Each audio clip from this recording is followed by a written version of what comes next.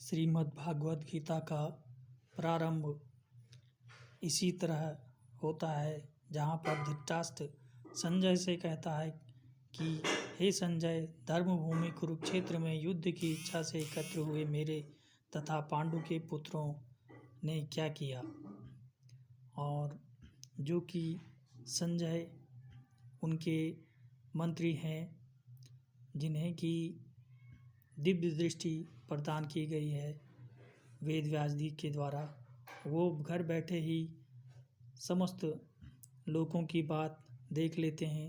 तो इसी तरह वो कुरुक्षेत्र का युद्ध अपनी आंखों से देखकर अंधे धृतराष्ट्र को उसका वृत्तांत सुनाते हुए कहते हैं।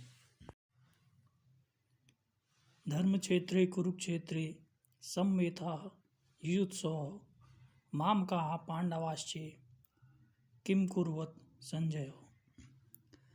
धृतराष्ट्र ने कहा, हे संजय, धर्मभूमि कुरुक्षेत्र में युद्ध की इच्छा से एकत्र हुए मेरे तथा पांडु के पुत्रों ने क्या किया।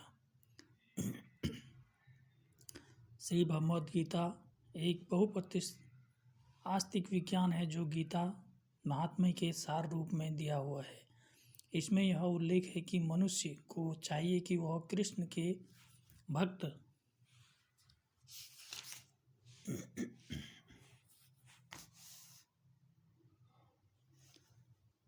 की सहायता से संचीवण करते हुए भगवत गीता का अध्ययन करे और स्वार्थ प्रेरित व्यवस्थाओं के बिना उसे समझने का प्रयास करे। अर्जुन ने जिस प्रकार से साक्षात भगवान श्री कृष्ण से गीता सुनी और उसका उद्देश्य ग्रहण किया, इस प्रकार की स्पष्ट अनुभूति का उदाहरण भगवत गीता में है। यदि उसी गुरु परंपरा से निजी स्वार्थ से प्रेरित हुए बिना किसी को भगवत गीता समझने का सौभाग्य प्राप्त हो, तो वह समस्त वैदिक ज्ञान तथा विश्व के समस्त शास्त्रों के अध्ययन को पीछे छोड़ देता है। पाठक को भगवत गीता में न केवल अन्य शास्त्रों की सारी बातें मिलती हैं, अपितु ऐसी बातें भी मिलेंगी जो अन्यत्र कहीं उपलब्ध नहीं है। यही गीता का विशिष्ट मानदंड है। स्वयं भगवान श्री कृष्ण द्वारा साक्षात उच्चरित होने के कारण यह पूर्ण आध्यात्मिक विज्ञान है। महाभारत में वर्णित धृतराष्ट्र तथा संजय की वार्ताएं इस महान दर्शन के मूल सिद्धांत का कार्य करती हैं। माना जाता है कि इस दर्शन की प्रस्तुति कुरुक्षेत्र के युद्ध स्थल में हुई, जो वैदिक युग से पवित्र तीर्थ स्थल रहा। इस प्रवचन भगवान द्वारा मानव जाति के पथ प्रदर्शन हेतु तब किया गया जब वे इस लोक में स्वयं उपस्थित थे।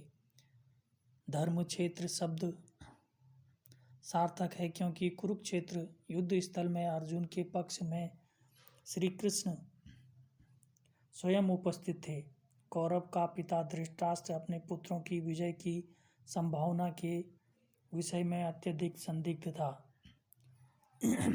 तो इसी संदेह के कारण उसने अपने सचिव से कहा, उन्होंने कहा कि क्या वह आश्वस्त हैं कि उनके पुत्र तथा उनके छोटे भाई पांडु के पुत्र कुरुक्षेत्र की युद्ध भूमि में निर्णय संग्राम के लिए एकत्र हुए हैं। फिर भी उनकी जिज्ञासा सार्थक है। वह नहीं चाहता कि भाइयों में कोई समझौता हो, अतः वह युद्ध भूमि में अपने पुत्रों की नियति भाग्य भावी के विषय में आश्वस्त होना चाह रहा था, क्योंकि इस युद्ध को कुरुक्षेत्र में लड़ा जाना था, जिसका उल्लेख वेदों में स्वर्ग के निवासियों के लिए भी तीर्थ स्थल के रूप में हुआ है। अतः धृतराष्ट्र अत्यंत भयभीत था कि वह पवित्र स्थान का युद्ध परिणाम पर न जाने कैसे प्रभाव पड़े। उसे भली भांति ज्ञात था कि इसका प्रभाव अर्जुन तथा पांडु के अन्य पुत्रों पर अत्यंत अनुकूल पड़ेगा, क्योंकि स्वभाव से ही वे सभी पुण्यात्मा थे। संजय श्री व्यास का शिष्य था, अतः उसकी कृपा से संजय धृतराष्ट्र के कक्ष में बैठे बैठे कुरुक्षेत्र के युद्ध स्थल का दर्शन कर सकता था। इसलिए धृतराष्ट्र ने उससे युद्ध स्थल की स्थिति के बारे में पूछा। पांडव तथा धृतराष्ट्र के पुत्र दोनों ही एक वंश के संबंधित हैं, किंतु यहाँ पर धृतराष्ट्र के वाक्य में उनके मनोभाव प्रकट होते हैं।